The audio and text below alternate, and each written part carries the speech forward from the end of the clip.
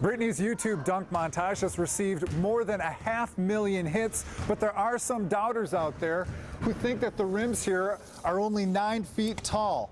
But I'm here to tell you that the rims at Nimitz High School are exactly 10 feet tall. So if you're not a believer by now, then you'll never be. For a family farm, they've got quite the setup out here, and contrary to what you might believe, there's not a guy out in the field releasing the target. These are all voice activated, so all you have to do is come up to the station, get loaded, and yell, "Pull!"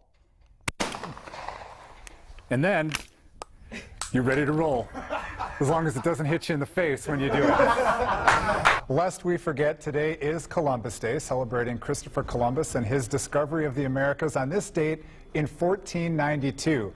To Rockets fans, it feels like it's been that long since their team won a playoff series, much less a championship. Not everything always goes as scripted in the NBA. Marv Albert trying to do his pregame shtick when Sean Williams backs into him and knocks the chairs down. Fortunately, Marv is still quick on his feet, and that's just live television. You know, you just never know. Whoa, you all right there, buddy?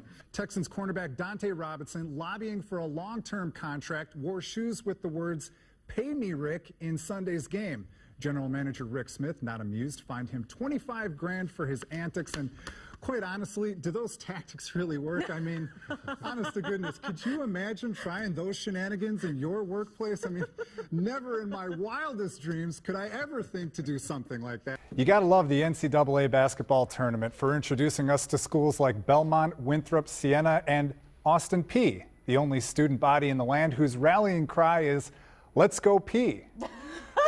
It takes 2 miracles to be canonized a saint in the Catholic Church, and the Texans need one of those saints in waiting to be a football fan for them to make the playoffs.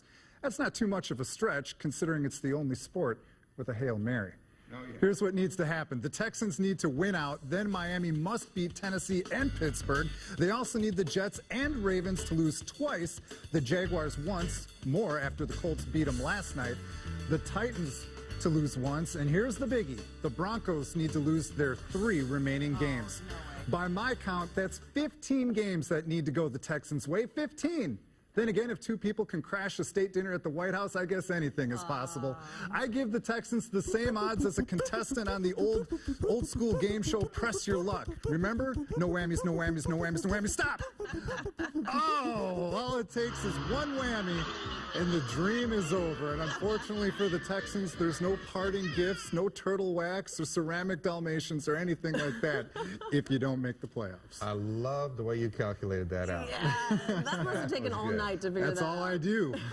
Now with the Rockets playing San Antonio, you can imagine that there are a lot of San Antonio folks in the house. They're coming in, and just be forewarned, Clutch is on the job, so no Spurs fan is safe. Keith, let's send it back to you. Ever since these kids were old enough to play organized baseball, they've been dreaming about getting to Williamsport and playing against the best competition. Mark and Diana were spectators for both of Steven's Olympic triumphs, watching him walk in for the opening ceremonies and receive his gold medal. That's extra motivation for them to make their Olympic dream come true. The quarterback has to take the ball and really sell it as if he's handing it off, and the running back needs to sell it that he has the ball. All it takes is that split second of indecision by the defense, and they're in trouble. The more unique the batting stance, the more likely it is that it's going to get imitated. For anybody in Houston, who hasn't done the Jeff Bagwell stance, right? But for me and every other kid growing up in Milwaukee, it was none other than Astros manager Cecil Cooper. If you were going to do the left-handed swing, you always did Coop with the nice little lean back like that. But even Coop got his swing from someone else.